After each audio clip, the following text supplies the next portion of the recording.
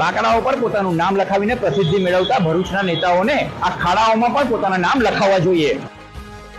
Saint Xavier's થી મહમ્મદપુરા સુધીનો flyover જ્યારે બનવાનો છે ત્યારે બનશે, હમણાં પહેલા ખાલી ખાડા તો પુરાવો। ભરૂચની સેન્ટરનું આ છે 532 સર્કલ, જેમાં બત્તી તો ભૂલ છે અને સર્કલના પણ હાલ બેહાલ છે।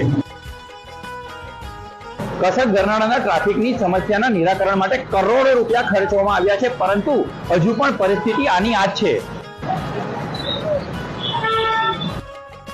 આ રસ્તો ભરૂચના ધારાસભ્ય અને ભરૂચ જિલ્લા પ્રમુખ ભાજપ પ્રમુખના ઘરે જવાનો રોજનો રસ્તો છે, તેમ છતાં એ લોકોને આ રસ્તો દેખાતો નથી।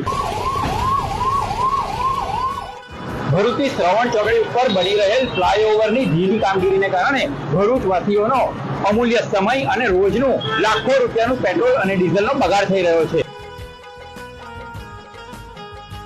ઠેર ઠેર ગંદકીનું સામ્રાજ્ય।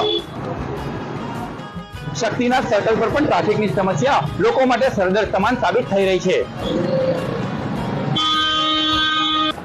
આટલી સમસ્યાઓની ભરમાર છતાં ભરૂચની પ્રજા કહે છે આઈ લવ ભરૂચ, આ છે મારું ભરૂચ, પરંતુ ભરૂચના કહેવાતા નેતાઓ ક્યારે બોલશે આઈ લવ ભરૂચ?